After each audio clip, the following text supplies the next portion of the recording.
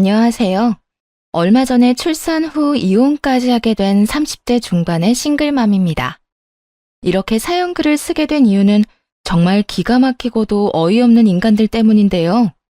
전 남편과 전 시댁의 만행을 한번 들어보시겠어요? 저는 가게를 운영하는 자영업자였어요. 어릴 때부터 공부에는 그다지 소질이 없었고 그 탓에 빠르게 다른 길을 모색했죠. 그러다 깨달은 건 그나마 장사 소질이 있다는 거였는데 참 다행인 일이었어요. 사실 대학도 굳이 나올 생각이 없었는데 그래도 다들 대학은 다니지 않느냐는 부모님 말에 결국 대학을 진학했고 공부와 일을 병행했죠. 그렇게 자리를 잡아갈 때쯤 지금의 남편을 만났어요. 남편은 평범한 회사원이었지만 집이 좀 유명했어요. 동네에서 유명한 고깃집 아들이었거든요. 그 집은 장사가 잘 되는 걸로 유명했죠. 남편과 사귀고 결혼까지 하게 됐을 때 시모는 저를 무척이나 마음에 들어 했어요.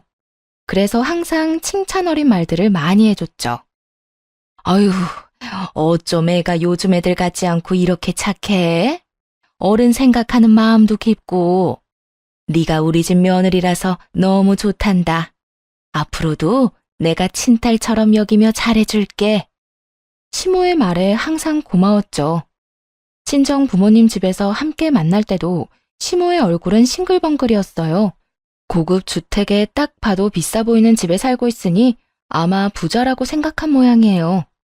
그게 이유인지는 몰라도 친정집에서 시모를 한번 대접한 뒤로 더욱 예뻐라 하더군요. 우리 며느리예요. 마음씨도 곱고 애가 참 바르게 컸어요. 우리 아들이 아가씨를 참 잘 만났죠. 지인이나 친척분들에게 소개할 때도 칭찬 일색이더라고요. 하지만 시모와 함께하는 시간이 길어지면서 시모의 그런 말이 무엇을 의미하는지 점점 제대로 느낄 수 있었어요. 시모는 저를 좋아하는 것이 아니라 제가 줄지도 모를 돈을 좋아하는 거였다는 걸요. 하지만 이걸 깨달았을 때는 이미 결혼한 이후였고 시모도 처음에는 그리 과한 요구를 하지 않았으니 그저 이해하려고 노력했네요. 하지만 시모가 돈을 밝히는 정도는 생각보다 대단했어요.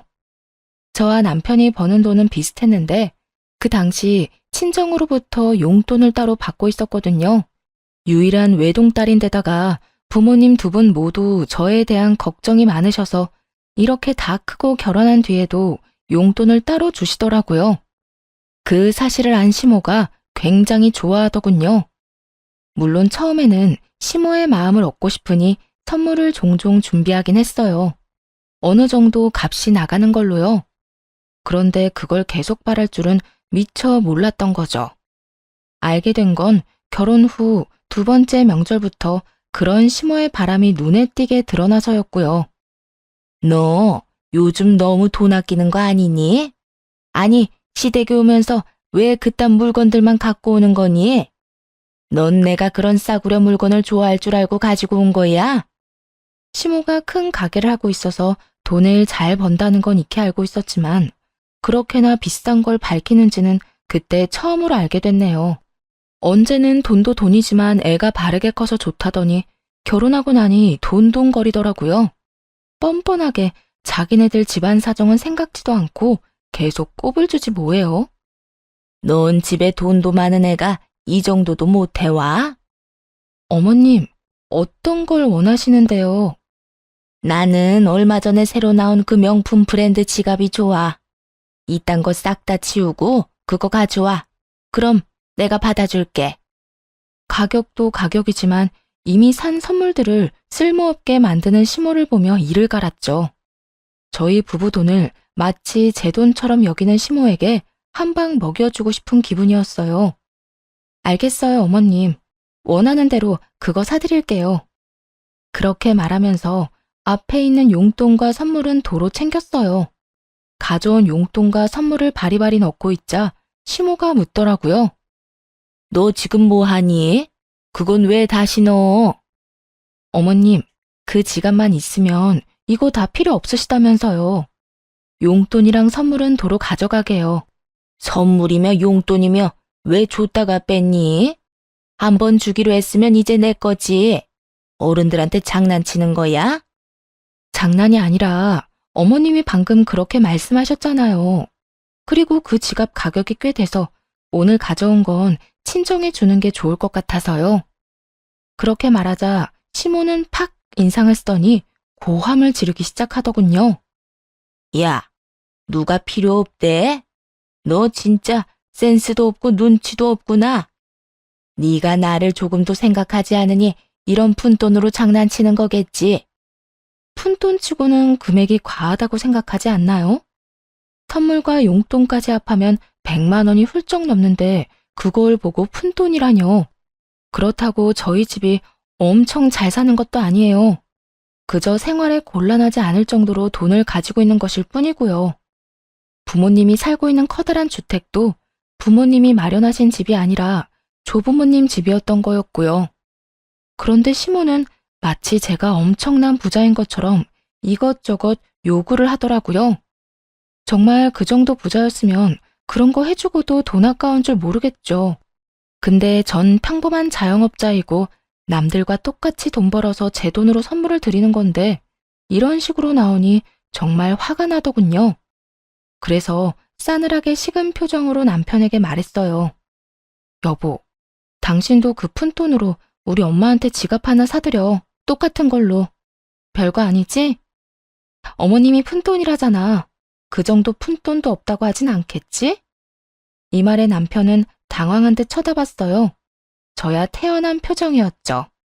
그런데 시모가 남편 대신 엄청 화를 내더라고요. 얘, 너 점점 갈수록 웃긴다. 네가 뭔데 우리 아들한테 그런 걸 시키니? 그리고 그런 것 다 성의야, 성의. 너희 친정에서 잘해줬으면 우리 아들도 어련히 해줬겠지. 왜 그런 걸 강요해? 강요는 어머님이 하셨죠. 성의가 중요하다고 하실 거면 어머님 아들이야말로 저희 친정집에 그 푼돈보다는 훨씬 더 많이 성의를 보여줘야죠. 매달 받아 쓰는 용돈도 생활비로 다 나가는데 그렇지 않나요? 그렇다고 어머님이 저희한테 용돈을 주시진 않잖아요. 그래도 그렇지. 그런 걸 남편한테 다 떠넘기면 어떡하니? 너는 생각이 있는 거야, 없는 거야?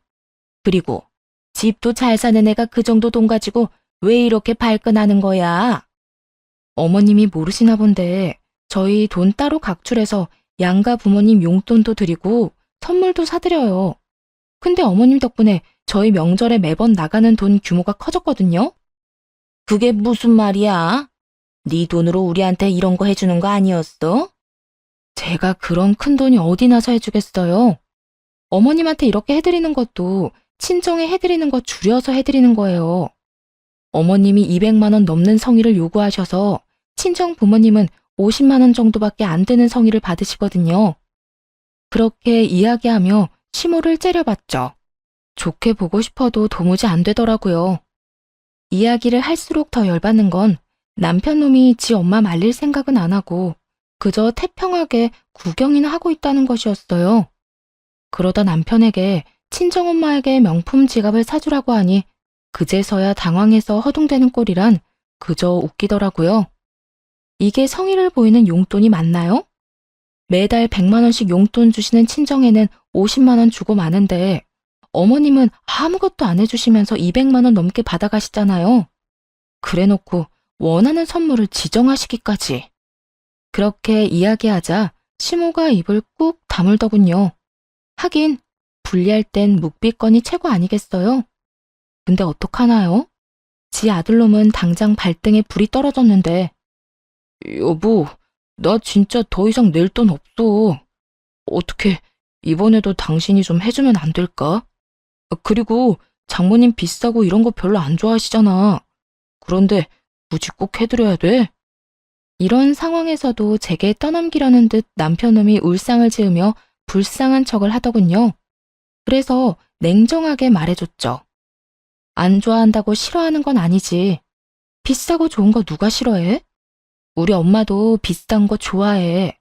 다만 벌어서 저축해야 될 시기에 그런 식으로 우리가 돈 쓰는 거 별로 반기질 않아서 그러시는 거지. 다 우리 생각해서 용돈도 주시는 거고. 그러면 항상 했던 것처럼 하면 되잖아. 아니면 이 선물들 장모님한테 갖다 드리면. 근데 당신도 정말 염치 없다. 당신 부모님은 원하는 브랜드까지 골라서 명품 지갑 사달라고 당당하게 요구하는데 어떻게 우리 집에는 50만 원으로 퉁치자고 말할 수가 있어? 한두 번도 아니고. 내가 언제 퉁치자고 했어? 그냥 장모님이 그런 거 안 좋아하시니까 안 하는 게 낫지 않냐고 물어보는 거지. 그럼 당신 어떡할래? 둘 중에 하나 골라. 친정이랑 시댁 규모를 맞출 거면 어머님 걸 줄이는 게 나을까? 아니면 친정에 주는 걸 늘리는 게 나을까? 양가 똑같이 하게 되면 너도 그만큼 더 내야 돼. 지금도 내가 더 내고 있잖아. 왜 그렇게 빡빡하게 물어? 이때까지 잘했잖아. 그냥 그렇게 하면 되지. 그렇게 할 수 없도록 어머님이 말씀하시잖아. 여태껏 뭐 들었어? 이해가 안 돼? 아니면 내가 여기까지 이 사태를 끌고 왔다고 말하고 싶은 거야? 아니지. 너희 어머님이 갑자기 명품 요구해서 여기까지 온 거잖아. 저를 탓하려는 듯 입을 삐죽이는 남편놈을 보고 열이 받아서 시모를 뚫어져라 쳐다보며 말했죠. 아들은 그 푼돈이 없어서 아끼려고 이렇게 아등바등인데 어머님은 며느리 돈이라는 생각에 참 쉽게 쓰셨나 보네요. 앞으로도 그렇게 요구하세요. 더 큰 걸 요구할수록 저도 남편에게 더 많이 돈 내라고 요구할 테니까요. 그 이야기에 시모가 입술을 꽉 물더군요. 분리할 때마다 나오는 버릇인가 보죠. 그걸 보니 체증이 좀 내려가는 기분이었어요. 솔직히 이쯤 되면 그만하라고 말할 줄 알았거든요. 아니면 패배 선언이라도 할 줄 알았는데 시모는 전혀 가타부타 말이 없더라고요. 머릿속에서 이리저리 저울질하는 모양이었죠. 그래서 시모가 선택하기 쉽도록 남편에게 칼자루를 쥐어주기로 했어요. 어머님이 당신 힘든 건 생각도 안 하시나 봐. 그럼 앞으로는 당신도 돈 더 내야겠네. 일단 200만 원부터 내봐. 명품 지갑 사러 가야지.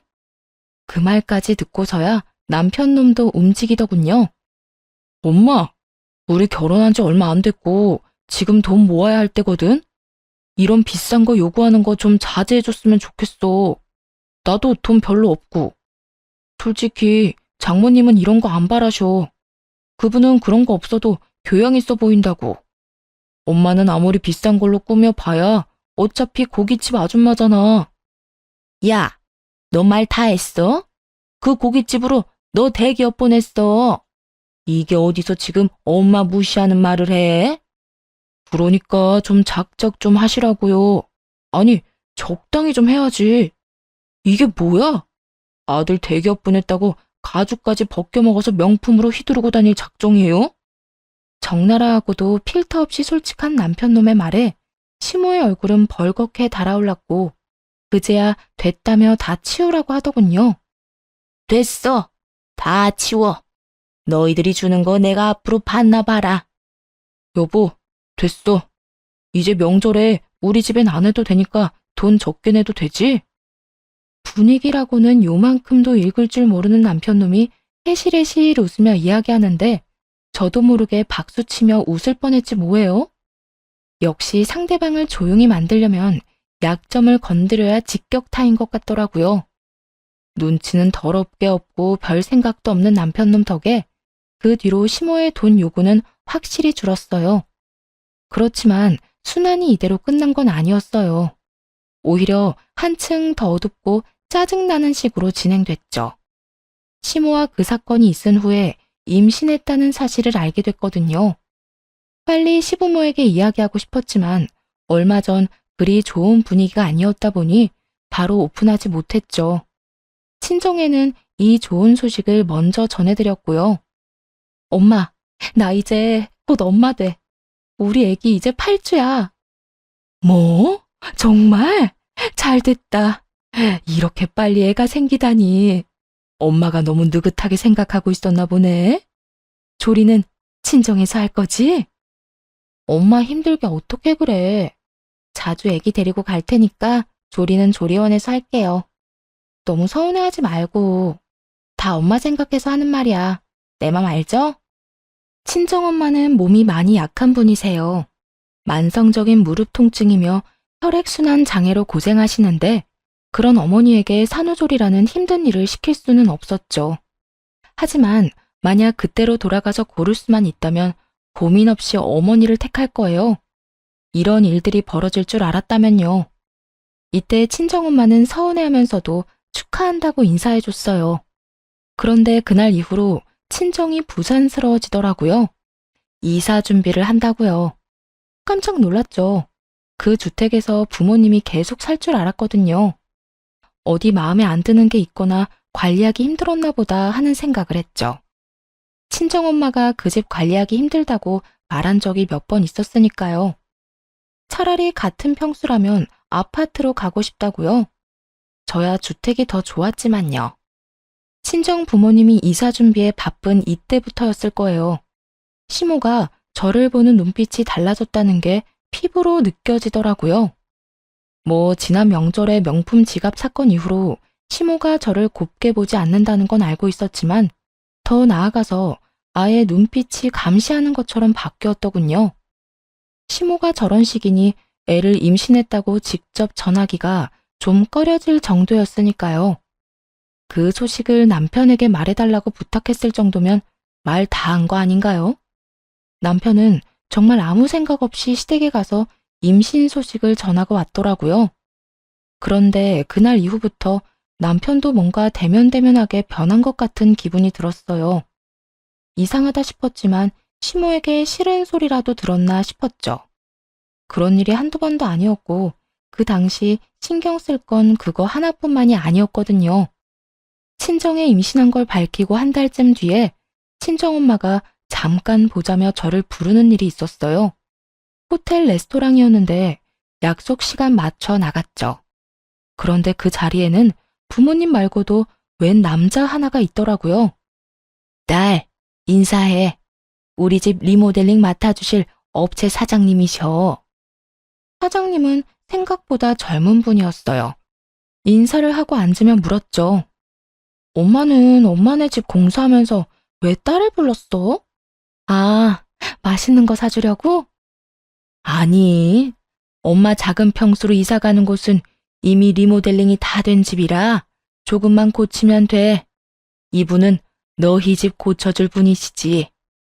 엄마 살던 큰 주택 네가 들어가서 살아 앞으로. 엄마랑 아빠가 주는 출산 선물. 어때? 서프라이즈 다 왔어? 이 아빠가 아무리 생각해도 말이지. 우리 딸이 지낼 집인데 거기서 살 사람 의견도 중요할 것 같아서 부른 거야. 식사하고 나서 두 사람이서 잘 이야기해서 집 예쁘게 고쳐서 써. 알았지? 정말 깜짝 놀랐어요. 그 집을 줄 거라고는 생각도 못 했거든요. 어릴 때 할머니, 할아버지와 함께 3대가 그 집에서 같이 살았던 적도 있어서 꽤 정이 많이 붙은 집이었는데 그걸 선물로 준다니 감동이었죠. 그것 때문에 작은 평수로 이사 간 거야? 그렇게 안 해도 되는데. 그럼 명이라도 아빠랑 나 반반할까? 그것도 좋은 생각이지. 대신 너희 집 팔고 나서 생긴 돈에서 우리가 준 돈은 다시 돌려줘야 하는 거 알지? 계산은 바르게 해야지. 당연하죠. 걱정 마. 그거 팔고 아버지가 그때 지원해준 돈 꼭 다 갚고 들어갈게요. 고마워요, 아빠, 엄마. 너무 행복했어요. 그렇게 행복을 곱씹으며 밥을 먹고 인테리어 직원분이랑 커피숍에서 이야기까지 끝냈죠. 원하는 옵션을 이야기하고 바로 생각이 안 나는 부분은 다음 주에 다시 만나 상의하자고 이야기하고 나왔어요. 그렇게 나오면서 생각했죠. 남편에게는 진짜 서프라이즈를 해주면 좋겠다고요. 그래서 때가 될 때까지 숨기기로 했어요. 그 뒤로도 몇 번 더 그 사장님과 만나서 이야기를 나눴고요. 남편에게는 비밀로 하고 여러 집의 도면을 찾아보고 TV로 집 소개해주는 곳도 보면서 더 좋은 집으로 바꿔보려고 열심히 이것저것 공부했네요. 기분이 참 좋더라고요. 제 집을 꾸미는데 제 의견이 들어간다는 게 생각보다 정말 즐거운 일이었죠. 그런데 그렇게 즐거운 시간을 보내고 있던 어느 날, 시모가 잠깐 시댁으로 오라며 연락을 했어요. 평상시에 잘 부르지 않는데 무슨 일로 부른 걸까 싶어 시댁으로 갔죠. 그런데 시댁 분위기가 착 가라앉은 것이 심상치 않더군요. 남편도 그 자리에 있기에 남편 옆에 가서 앉았어요. 그런데 엉덩이를 대고 앉자마자 시모가 탁자 위로 서류 봉투를 하나 탁 내려놓더군요. 얌전한 고양이 부뚜막에 올라간다더니 너 참 대단하네. 어떻게 시어머니랑 남편 몰래 남자를 만나고 다닐 수가 있어? 당황하기도 하고 뭔 소린가 싶어 봉투를 열어 안에 있는 사진을 확인했죠. 그랬더니 저와 인테리어 업체 사장이 호텔에서 나오는 사진이 찍혀 있더라고요. 순간 뒤통수가 얼얼하더군요. 뒷조사하고 있었다는 것에 배신감을 강하게 느꼈거든요. 뒷장 그 뒷장을 넘길수록 어이가 없었어요. 호텔 사진을 제외하고서는 외도 사진처럼 보이는 건 단 한 장도 없었거든요. 그럴 수밖에요. 항상 서류를 들고 만나서 의견 조율하기 바빴는데 어떻게 그런 사진이 찍힐 수 있겠어요? 긴 말 안 한다. 나는 이런 오점 있는 애를 내 며느리로 인정할 수 없어. 그리고 너 정말 독하더라. 어떻게 너희 친정 망해가는데 나한테, 아니 우리 아들한테 한마디도 안 했니? 이건 또 무슨 소린가 싶었죠. 고개를 들어 황당한 얼굴로 시모를 쳐다보니 그러더군요. 너희 집 망해서 그 집 팔고 작은 평수로 갔다며. 내가 이런 말까지는 안 하려고 했는데 너무하는 거 아니니? 네가 우리를 믿지 못하고 숨겼으니 우리도 너 믿을 필요 없겠지. 이 이야기를 듣는 순간 딱 감이 왔어요. 이 인간들이 제 외도를 탓하고 싶은 게 아니라는 걸요. 외도는 명분이고 실제로는 우리 집이 망한 것 같으니 너랑은 인연 끊겠다. 이 생각인 거였죠. 눈을 질끈 감게 되더라고요. 남편과 여태 쌓아올렸던 것들은 다 뭐였지? 우리의 결혼이 이렇게 허무한 거였나? 수만 가지 생각이 머릿속을 맴도는데 남편 놈은 여전히 조용하더라고요. 남편에게 물었어요. 당신도 그렇게 생각해? 내가 정말로 외도했다고 생각하는 거야? 우리 뱃속의 애는 어떡할 건데? 지금 이혼하면 애는? 남편 놈은 시모에게 무슨 소리라도 들었는지 입을 다물고 아무 말도 하지 않더군요. 이놈이 이렇게 뒤통수를 칠 줄이야. 상상도 못한 반응에 남편 놈을 탓하자 시모가 강한 힘으로 떼어놓더라고요. 이게 어디서 남의 귀한 아들 멱살을 잡아. 야, 뱃속의 애가 누구 아인지는 모르지. 그러네, 우리 집안 핏줄로 못 받아들여. 어디서 뒹굴다 왔는지 모르는 년이 뭔 거짓말을 못하겠어? 그럼 친자 검사라도 해요. 그러면 되잖아요. 애 낳고 나서 검사하시면 되죠.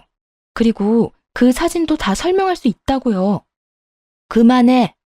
더 이상 우리 아들 앞길 망치지 말고 썩 꺼져. 나는 애초부터 너랑 안 맞았어. 어른한테 두 눈 동그랗게 뜨고 대들 줄이나 알고. 남편 조종해서 시어머니 힘도 못 쓰게 하는 거 내가 모를 줄 알았어? 남편을 조종해서 저를 못 살게 구는 건 시모도 마찬가지였죠.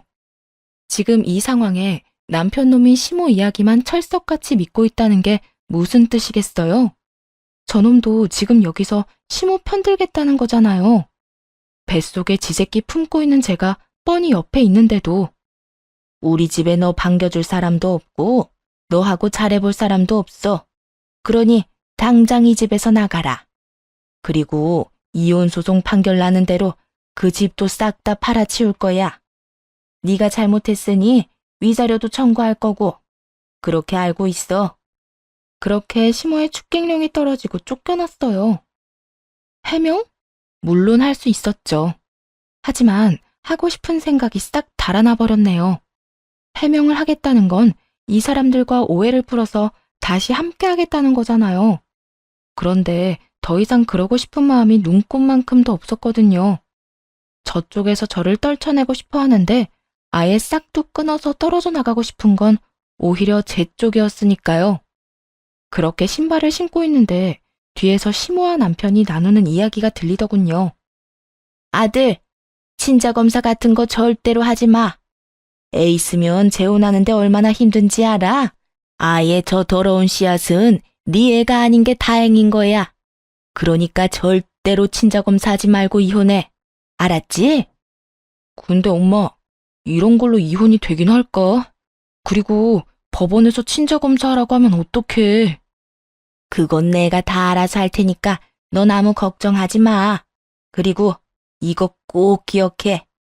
침몰하는 배에 같이 타고 있다가 다 같이 망하는 것만큼 재수 없는 것도 없어.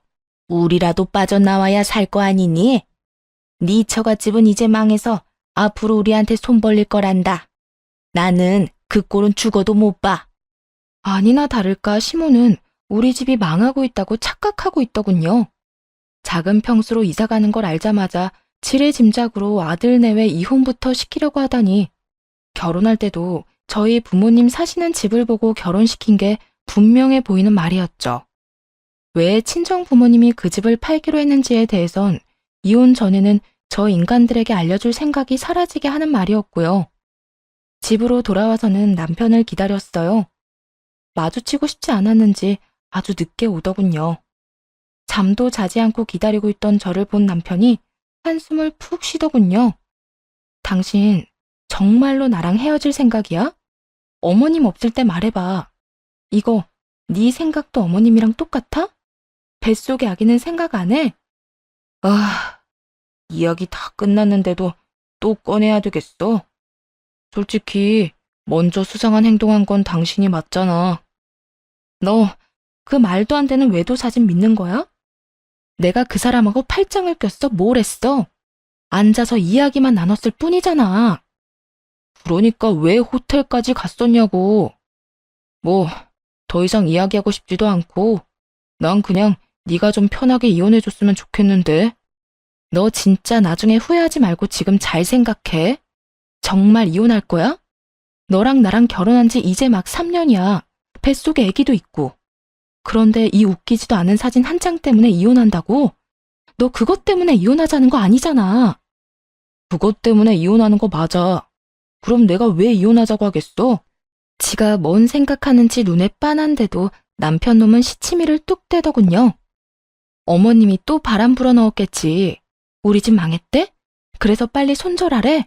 돈 나올 구석 없으니까 빨리 헤어지라고? 무슨 소리야. 그런 거 아니거든. 어쨌든 난 이혼해야겠으니까 그렇게 알고 있으라고. 집요하게 묻자 평온하던 남편 놈은 눈에 띄게 당황하며 아니라며 손사래를 치더군요. 남편이 그렇게 회피하듯 자리를 떠나버리고 결심했죠. 이혼하고 이 인간들에게 절망을 보여주겠다고요. 그렇게 이혼 소송이 진행됐어요. 그런데 그 기간 동안 정말 웃기지도 않은 일이 벌어졌죠. 시모가 주변에 소문을 엄청 내놨더라고요. 제가 외도했기 때문에 헤어지는 거라고요. 이미 소문은 퍼질 대로 퍼지고 와전돼서 소문 속 저는 꼬리 9개 달린 구미호가 되어 있더라고요. 사귄 남자는 수도 없이 많으며 재산을 노리고 결혼했다는 이야기까지 나돌았죠. 그걸 아시곤 친정 부모님은 역정을 내셨어요. 이혼한다고 했을 때도 부모님이 이렇게까지 화를 내시진 않았거든요. 오히려 왜 적극적으로 해명하지 않았냐면서 더 강하게 말했어야 한다고 그렇게 말씀하시곤 하셨는데 이번에는 그 질이 다르잖아요. 저지르지도 않은 외도를 저질렀다는 소문이 파다하게 퍼지니 친정 부모님도 완전 열이 받으신 거죠. 너희 시어머니 도대체 뭐 하는 짓이니? 언제는 조용히 이혼해달라면서. 그런데 이제 와서 이런 식으로 헛소리를 퍼뜨려? 이 인간들이 진짜. 엄마, 그냥 놔둬요. 이혼하면서 자기들이 무슨 짓을 저질렀는지 똑똑히 알려주면 되니까. 근데 엄마한테 부탁할 거 있는데 들어줄 수 있어요? 무슨 부탁? 네가 원하는 건 엄마가 다 들어줄게. 우리 딸 홀몸도 아닌데 출산 준비에 이혼 준비까지. 엄마, 요즘 너 보고 있으면 슬퍼. 솔직히 그 인간들하고 더 이상 같이 할 마음 없으니까 이혼하는 거야. 나한테 좋은 일이고. 시어머니가 소문 퍼뜨린 사람들 좀 찾아봐줘. 단톡방 문자 내역 같은 거 있으면 좀 보내달라고 해봐요. 그렇게 하나하나 증거를 모았죠. 이혼이 시작되자 시모와 남편은 호텔 사진 한 장으로 저를 불륜녀로 만들었더군요. 그렇지만 당연하게도 제 핸드폰 내역에는 그 사람과의 어떠한 외도 증거도 나오지 않았고, 사진도 호텔에서 찍힌 그 사진 딱 한 장 가지고는 외도가 증명되지 않았어요. 시모와 변호사에게 톡톡히 말했죠. 그 사람은 저희 친정 부모님 집 리모델링 해준 업체 사장님이세요. 친정엄마가 만나서 조율하기 힘들어서 제가 직접 만나 의견 조율하고 집 리모델링에 참여했고요. 그러면서 시모가 찍은 사진 몇 장 중에 설계도가 비춰진 부분을 확대해서 증거로 보여줬어요. 저희가 만날 때마다 탁자 위에 펼쳐놓은 건 집 설계도면이고요.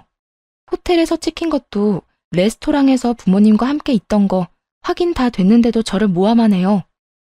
유책 배우자는 제가 아니라 남편과 시댁이죠. 없는 죄를 만들어 이혼시키려고 하니까요.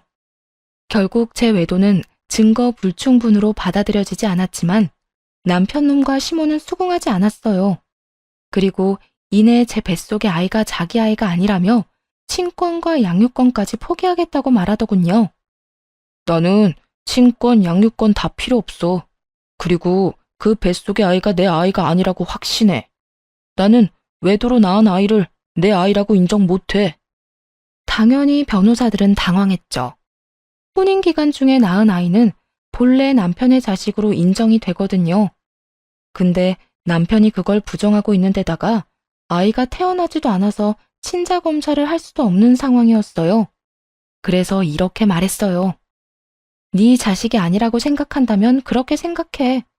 나도 이 아이 당신 자식이 아니고 내 자식으로 키울 거니까. 여기서 두 번 다시 아이에 대해 어떠한 권리도 주장하지 않겠다고 맹세해. 법적으로 아이에 관한 걸 모두 포기한다고 하라고. 변호사는 애를 출산하고 나서 이혼하는 게 좋겠다고 했어요. 임신 중에 소송하면 친권과 양육권을 다투지 않는다고요. 그 바람대로인지 아이는 소송 중에 세상 밖으로 나왔네요. 시모와 남편 놈은 애를 보지도 않았죠.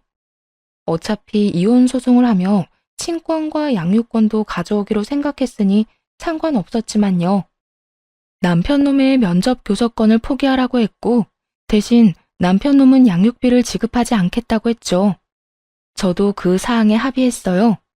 어차피 저 인간 자식으로 키울 생각도 없었고 재혼이라도 하면 친양자로 입양하는 방법을 써서라도 남편과 아이 관계를 완전히 끊어내게 만들 생각이었거든요. 그리고 남편은 그 모든 권리를 포기하기로 합의했고요. 한 줌의 후회도 없어 보이더라고요. 그렇게 이혼 소송이 끝나고 리모델링도 완성됐어요. 친권과 양육권에 대해서도 판결이 나왔죠. 남편은 친권, 양육권을 포기했고 제가 다 받아가는 것으로요. 애를 포기하면서 면접 교섭권까지 포기하더군요. 애 보러 오라는 말도 하지 말라는 뜻처럼 느껴져 기분이 굉장히 더러웠어요. 그리고 판결 난 날 바로 짐을 쌌어요. 리모델링이 된 집으로 들어가기로 했거든요. 시모는 제가 진짜로 나가는 건지 쓸데없는 물건을 가지고 가진 않는지 확인하려는 듯 제 옆을 서성거리더라고요. 결혼한 지 3년 만에 이혼하는 거라 가전이나 가구며 다 새 거였어요. 그래서 그건 다 가지고 가기로 했죠. 혼수는 제가 다 해왔거든요. 그렇게 이 사업체 사장님이 오셔서 집 주소를 한 번 더 확인할 때였어요. 시모가 옆에서 그 집 주소를 듣고 있다가 의아한 듯 그러더군요. 그 집 너희 친정엄마 집 아니었니? 근데 왜 네가 그 집으로 들어가? 거기 팔았던 거 아니야? 그래서 너희 부모님은 작은 평수로 옮겨간 거 아니니? 아닌데요? 저희 부모님이 출산 선물로 리모델링해서 주기로 한 거예요. 출산에 맞춰서 청소까지 끝나서 들어가는 거고요. 이혼했으니 이제 저랑 애랑 둘이서 살겠죠. 뭐? 너희 집 망한 게 아니었어? 넌 그런 걸 왜 말 안 했어? 그럼 그 집 명의가 설마 네 거야? 네. 아버지랑 공동 명의로 할까 고민 중이에요. 아쉽네요. 거기서 세 식구 알콩달콩하게 살 줄 알았더니 둘이서 살게 됐네요. 같이 살 사람이라도 빨리 구해봐야겠어요. 그렇게 말하고 있는데 시모가 부들부들 떨더군요. 남편 놈도 떨떠름한 표정으로 저를 쳐다보고 있었어요. 그 집을 너 혼자 쓴다고? 그럼 내가 왜 그 집까지 해가면서 그럴 리가 없어. 내가 왜 너랑 우리 아들 이혼을 시켰는데? 제 외도 때문 아니었어요? 하긴 그것도 사실이 아니었으니까요. 그냥 이혼시킬 명분이 필요했던 거잖아요. 아, 그 건은 명예훼손으로 소송 들어갈 거니까 그렇게 알고 있으세요. 명예훼손이라니? 우리가 언제 그런 짓을 했다고? 주변 사람들한테 소문 다 내셨다면서요. 제가 외도했다고. 어머님이 단체 톡방에 다 퍼뜨리셨더라고요. 증거, 증인 모두 충분하니 무혐의는 아닐 거예요. 며느리 모함해서 이혼시킨 집인데 그 모함 2번이라고 못할까요? 선자리는 들어오려나 모르겠네요. 재혼 빨리 시키고 싶어 하더니. 이 말에 시모가 바락바락 우기더군요. 그게 왜 명예훼손이야? 나는 사실을 말한 것뿐인데. 이게 다 네가 말을 제대로 안 해서 벌어진 일이잖아. 서프라이즈 생각했거든요. 그리고 말 안 해서 결과적으로는 무척 다행스러웠죠. 당신네들 음험한 속내 알게 돼서 그대로 놔뒀으면 돈 뜯어내려고 안달이 났겠죠. 결국 명예훼손도 진행됐고 시모는 벌금형을 받았어요. 주변 사람들이 다 알게 됐으니 시모는 순식간에 피해자에서 가해자가 됐고요. 시모는 이 동네에서도 꽤 큰 가게를 운영했기에 아는 사람도 많고 단골도 많았는데 이 이야기는 순식간에 소문으로 번졌죠. 그렇게 제가 떠나고 시모와 남편이 몇 번이나 집으로 찾아왔어요. 조리원에서 나온 뒤에도 친정 부모님은 새로 이사간 집이 아니라 제가 들어간 그 집에 머물고 계셨거든요. 남편과 시모는 얼굴에 철판이라도 깔았는지 계속 찾아와 하소연했어요. 예, 내가 오해가 있었어. 내가 다 잘못했으니 우리 손주라도 좀 보게 해주면 안 되겠니? 우리 손주라뇨. 제 아이는 제가 혼자 낳은 제 아이예요. 아주머니 손주가 아닌데요. 그렇게 말하자 현관문 앞에서 집에 들어오지도 못하고 쳐다보기만 하던 남편놈이 다급히 말하더군요. 여보, 어떻게 철연을 끊어? 우리 애가 어떻게 내 애가 아니라는 거야? 불과 몇 개월 전에 내 뱃속의 애가 네 새끼가 아니라며? 왜 갑자기 내 애가 네 애가 돼? 단체로 정신이라도 나갔어? 면접 교섭권도 포기한 인간이 갑자기 부성애라도 생겼을 리는 없고. 왜? 당신도 이 집이 탐나? 그런 거 아니야, 얘. 우리는 그저 손주만 보고 싶을 뿐이고. 그때 친정어머니가 애를 안방에 재워놓고 나오시면서 말했어요. 누가 손주야? 우리 손주가 왜 그쪽 손주인데? 우리 집 망한 줄 알고 인연 끊으려고 애도 자기 핏줄 아니라더니 왜? 우리가 안 망했으니까 애 이용해서 다시 인연이라도 이어볼 생각이야? 아이고, 사부인. 우리가 그런 생각으로 온 거 절대 아니에요. 사부인은 무슨 사부인? 그렇게 부르지 마. 그럼 이 집이 탐나서 왔겠네. 속이 하도 투명해서 잘 보여. 우리는 이제 그쪽 집에 줄 거 하나도 없으니까 찾아오지 마세요. 우리는 이혼하면서 그쪽 집안이랑은 상종도 안 하기로 했으니까. 사부인, 그러지 마시고 애기 친자 검사라도 해서 애 아빠가 우리 아들인 거 밝혀야죠. 지금 다들 오해하고 있을 텐데. 시모가 그렇게 이야기하자 친정엄마가 한 번 더 열이 뻗쳤는지 시모에게 소리를 버럭 질렀어요. 그 오해를 누가 먼저 만들어서 퍼뜨렸는데? 지금 생각해도 속에 천불이 나는데 친자 검사? 당신들 핏줄인 거 증명할 생각 없어. 어떻게든 인연 만들어 놓으려고 하는 게 눈에 보이니 열받더군요. 뱃속에 애가 남편 애라고 할 때는 친자 검사하지도 말라며 어떻게든 영 끊어내려고 했던 인간들이 이제 와서 친자 검사를 하자고요? 손주를 이용해서 무슨 짓을 할 줄 알고. 여보, 우리 애가 아직 어리잖아. 혼외자 딱지 달고 살게 하는 게 얼마나 잔인해. 그냥 우리끼리 다시 합쳐서 살면 될 일이야. 이렇게 쉬운 일을 왜 둘러가려고. 네가 네 입으로 변호사 앞에서 네 자식이 아니라고 말하지 않았어? 이 한 입으로 두 말하는 놈아. 넌 사람 새끼가 아니라 멍멍이 새끼야. 친자 검사? 절대 안 해줘. 앞으로 다른 사람 만나서 재혼하면 그 사람을 아빠로 만들어줄 거야. 이 말에 심오한 남편 놈이 아주 사색이 되더군요. 너무 강경해 보였는지 일단은 피할 생각인 듯 다음에 오겠다며 쫓기듯 밖으로 나갔죠. 친정엄마는 그 사람들 나가자 소금을 들고 와서 밖으로 휙휙 뿌리고는 큰 소리로 소리를 꽥 질렀어요. 다 들으라는 식으로 말이죠.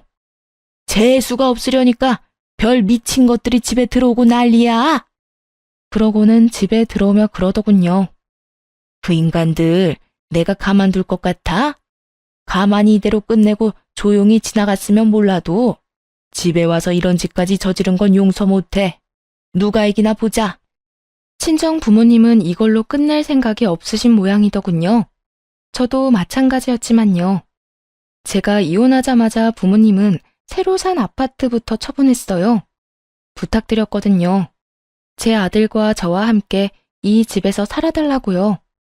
그 큰 주택에 아들과 저는 2층만 써도 상관없었고 혹시라도 재혼이라도 하게 되면 전 남편에게 받은 아파트 반값 금액이랑 위자료로 다시 집을 구해서 나가서 살면 되는 일이었기도 하고요. 그 전까지는 어떻게든 부모님과 함께 하고 싶었어요. 그걸 알고 부모님도 그 작은 평수의 아파트는 처분한 거죠. 그렇게 1년 반쯤 지나니 애를 키우는 재미가 있었어요. 그러다 아이를 어린이집에 맡기고 이래저래 생활하던 중 같은 어린이집에서 아이와 함께 출퇴근하는 한 남자와 알게 됐어요. 제 아이보다 딱 1살 많은 여자아이를 키우는 아버지였는데 출퇴근 시간이 비슷하다 보니 자주 마주치게 됐죠. 그리고 아이들 부모 참여 수업에서 그 사람도 저도 이혼하고 홀로 아이를 키우고 있다는 걸 알게 됐고요. 알면 알수록 참 좋은 사람이라고 생각했고 아이들도 친했기 때문에 그렇게 저희도 가까워졌죠. 아이를 홀로 키우는 싱글맘 싱글대디라 그런지 이야기가 다른 사람들보다는 좀 더 잘 통했고 일단 편안했어요. 제가 싱글맘이라고 하면 잘 이야기하다가도 멈칫하며 눈치를 보는 사람들이 많았거든요. 그러면 이야기에 제한이 생기게 되고 저도 그런 그룹은 빠지게 되고요. 그런데 이 사람과는 환경이 비슷하니 친해지게 되더군요. 그렇게 깊게 고민하고 생각한 끝에 그 사람과 재혼하게 됐네요. 서로의 사정에 대해 잘 알고 있으니 저도 그 사람도 거릴 것 없었죠. 그렇게 이혼한 지 3년 만에 새로운 사람과 새로운 만남을 하게 됐어요. 친정 부모님은 이 사람을 무척이나 마음에 들어 하셨어요. 싹싹하고 예의 바르고 처갓집에 잘한다고요. 재혼한 남편의 부모님은 일찍 돌아가셔서 시댁이라고 할 만한 것도 없었죠. 결혼 안 한 여동생만 있었거든요. 사실 시부모가 없다는 사실만으로 이렇게나 안심하는 저를 보며 아직도 그 인간들에게서 벗어나지 못했구나 하는 생각도 들었네요. 그리고 친정 부모님은 새로 가게를 하나 차리셨어요. 전 시모가 운영하던 가게 옆에다가요. 그것도 똑같은 고깃집으로 말이죠. 어머니가 생각보다 시모에게 갚고 싶은 게 많았던 모양이었어요. 저는 이제 제 인생을 찾아가고 있었는데 엄마에게는 여전히 현재 진행형이었던 거죠. 어느 날 전 시모와 마주쳤는데 그날은 재혼한 남편과 두 아이를 데리고 친정엄마 가게에 고기를 먹으러 간 날이었어요. 그런데 옆집인 전 시댁 가게는 아주 한산하더군요. 알고 보니 엄마가 가게 열고부터 그쪽 집으로는 사람 발길이 뚝 끊겼대요. 전 시모가 저를 발견하더니 와서 하소연하더군요. 얘, 너희 엄마 좀 말려봐. 이러다 우리 가게 완전 폐업하게 생겼어. 오픈한 건 그렇다 쳐. 그런데 그렇게 공격적으로 할인 행사를 하면 아니, 도대체 우리는 어떡하라는 거야? 저한테 말씀하셔도 제가 해드릴 수 있는 게 없어요. 가게는 어머니 소관이고 어떤 방침을 쓰던 저랑은 상관없으니까요. 저는 남편이랑 애들하고 그냥 같이 밥 먹으러 온 것뿐이에요. 남편? 너 벌써 재혼을 했단 말이야? 우리 아들은 지금 아무도 못 만나고 이혼남으로 혼자 지내고 있는데? 네, 참 좋은 사람이에요. 누구랑은 다르게 욕심도 없고 무엇보다 시부모님도 안 계시거든요. 제 아들도 자기 아들처럼 살뜰히 잘 보살피고요. 걔는 우리 손주야. 피는 못 속인다고. 그때 친정엄마가 나타나서는 시모에게 소리를 질렀어요. 누가 누구 손주야? 앞으로 그딴 헛소리 짓거리면 고소할 거야. 남의 딸 억울하게 흠집을 내놓고서는 이제 와서 우리 딸한테 뭘 부탁하는 거야? 염치가 있어? 나는 당신네들 망할 때까지 안 끝낼 거야. 친정엄마가 단단히 마음을 먹었더라고요. 그렇게 전 시모를 쫓아내고는 재혼한 남편, 아이들은 친정 부모님과 즐거운 시간을 가졌죠. 밥도 맛있게 먹고 사진도 찍고 즐겁게 놀았네요. 전 시모는 씁쓸한 표정으로 이쪽만 바라보고 있었고요. 하긴 얼마나 아깝겠어요. 이 모든 걸 자기들이 가지고 있을 수 있었을 텐데요. 아니, 그대로 뒀다면 다 자기들 것이었겠죠. 그런데 잘못된 선택으로 결국 스스로를 망하게 만들었으니 결국 전 시모는 몇 주 지나지 않아 가게를 폐업했더라고요. 엄마에게 물어봤어요. 근데 장사도 엄마보다 더 오래 해서 단골 손님도 많을 텐데 왜 폐업까지 하게 됐어? 그 정도로 안 되지 않아 보였는데. 저 가게 지탱해 준 게 어디 동네 손님뿐이겠어? 아는 지인들이며 단골들이며 다들 소문을 들었겠지. 장사라는 건 평판이 무엇보다 중요하다. 며느리 잘라내려고 외도했다며 누명 씌운 인간한테 사람들이 찾아갈 리 있어? 아, 그렇게 됐나? 그래. 소문의 주인공 두 사람이 같이 나란히 붙어 있는데 어딜 가겠어? 다 심리적으로 마음이 쓰이는 곳에 가게 돼 있어.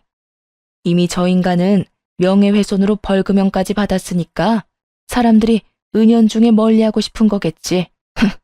지가 다 뿌린 거야. 그렇게 전 시모의 가게는 또 쫓겨나듯 폐업하고 사라졌어요. 돈돈거리면서 친정 이용하다가 망할 것 같으니 바로 발 빼려고 며느리한테 누명까지 씌우던 사람이었으니 결국엔 빠른 손절이 답이었다고 생각해요. 누가 날 이용한다 싶은 생각이 들면 빠르게 벗어나는 것도 방법이에요. 이야기 재미있게 읽어주셨는지 모르겠네요. 모두들 행복한 하루 보내세요.